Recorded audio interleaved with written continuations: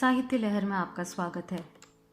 आज आप सुनेंगे मालती जोशी जी की कहानी एक जमात दीवानों की। आइए कहानी सुनते हैं। भाभी, यह देखो, गांव से सरपंच का खत आया है। वे लोग इस बसंत पंचमी पर गांव को भैया का नाम दे रहे हैं। सच? पारो ने कहा, पर उसका स्वर इतना ठंडा था कि दर्प से, अभिमान से दमकता हुआ नरेश का चेहरा बुझ सा गया। पारो को अपने आप पर ही शर्म हो आई। कम से कम देवर का मान रखने के लिए ही उसे कुछ अच्छी सी बात करनी चाहिए थी, पर वह क्या करे। उसे लगता है कि इसमें गौरव की क्या बात है। भारत के लाखों करोड़ों गांवों में से एक का नाम बदला जाएगा, बस। वह खुद हैरान थी। महेश की मृत्यु के बाद छाती में न जाने क्या जमकर रह गया था।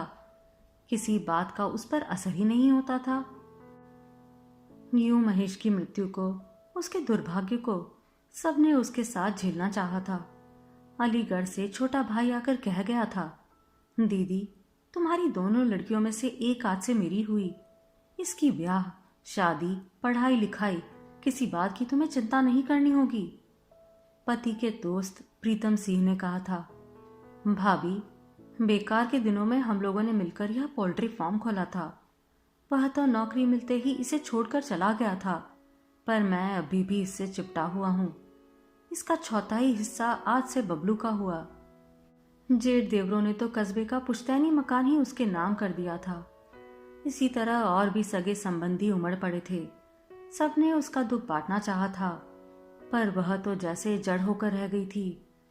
ना उसने किसी के सामने अपनी असहायता का जिक्र किया, ना किसी की सहायता के लिए कृतज्ञता से गदगद हो आई। नाते रिश्तेदार इस आघात से आहत हुए थे, साथ ही चकित भी। इतना बड़ा आघात एक नारी शक्ति से सह जाए तो आश्चर्य तो होगा ही। नरेश तो भीतर ही भीतर चिंतित भी हो उठा था। उन दिनों उसकी दहली की गृहस्थी समेटी जा रही थी।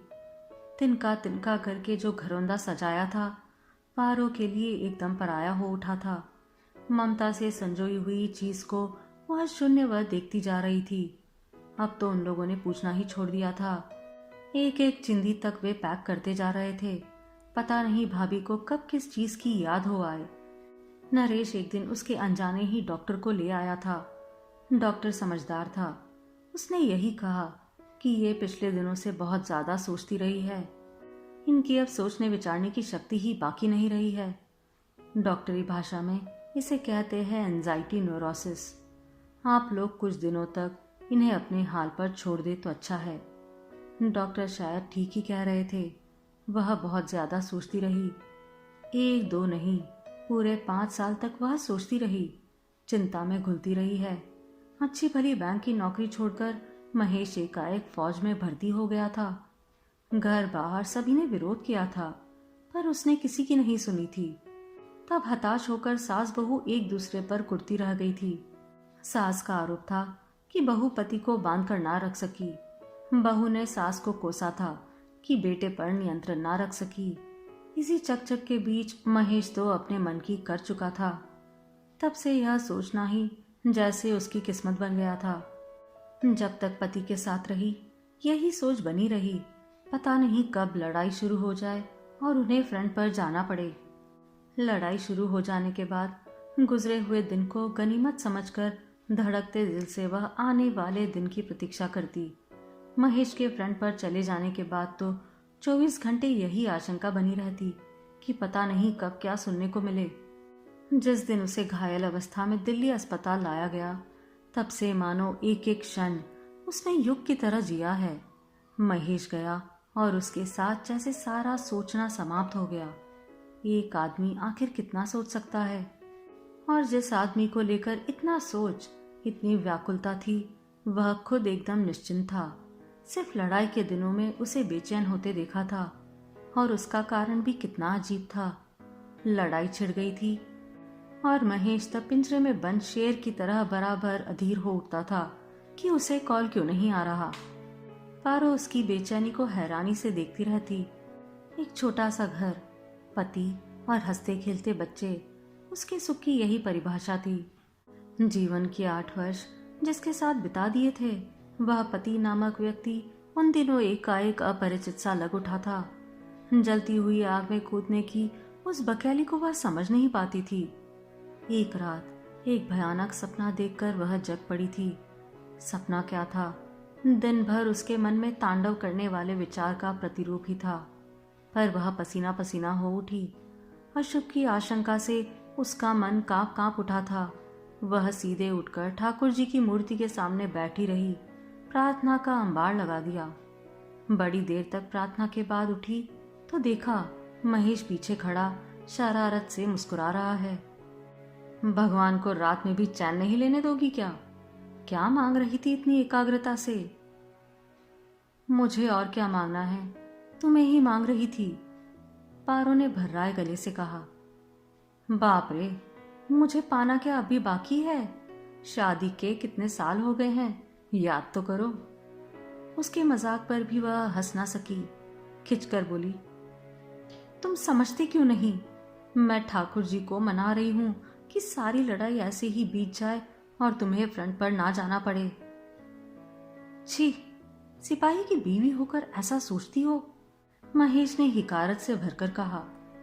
मुझे विश्वास है ठाकुर जी ऐसी बेवकूफी भरी प्रार्थना स्वीकार नहीं करेंगे। अब तो पारो भरभराकर रो पड़ी। यहाँ किसे शौक था सिपाही की बीवी बनने का? अच्छी भली गृहस्थी थी, पर तुमसे तो देखी नहीं गई ना। रोलाई के मारे उससे बोला तक नहीं गया। महेश चुपचाप उसके बालों में हाथ फेरता रहा। जब वह खूब रोली तो महेश ने कहा, देखो पारो, जैसे तुम्हारा घर तुम्हें प्यारा है, ऐसे ही सबको अपने घर के लिए ममता होती है। आदमी और जीता ही किस लिए है? क्या तुम नहीं चाहती कि इन हजार हजार घरों में खुशियों की दिवाली हमेशा मनती रहे? उन घरों की रोशनी बरकरार रखने के लिए कुछ घरों के दीप यदि। चुप रहो जी, पारो ने उसके मुंह पर हाथ रख दिया। इतने लोग हैं दुनिया में, चैन से जिंदगी बसर करते हैं, पर तुम्हें पता नहीं क्या मजबूरी है कि जलती आग में कूद पड़े। चैन से कोई नहीं है पारो, महेश ने दार्शनिक अंदाज में कहा। यह जिंदगी तो खुद एक लड़ाई है। जो सिर्फ अपने लिए लड़ता है वह आदमी है, जो दूसरों के लिए लड़ता है वह सिपाही है। बस यही फर्क है।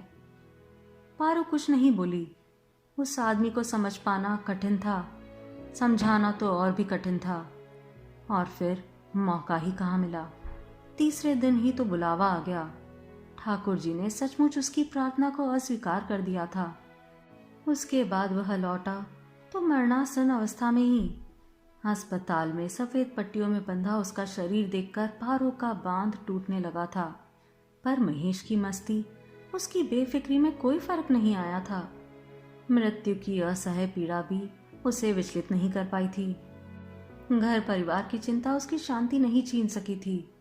15 दिन के अथर संघर्ष के बाद उसने मृत्यु के आगे हथियार डाल दिए थे, परंतु उस समय भी उसके चेहरे पर इतना तेज था मानो मृत्यु स्वयं उससे हारी हो।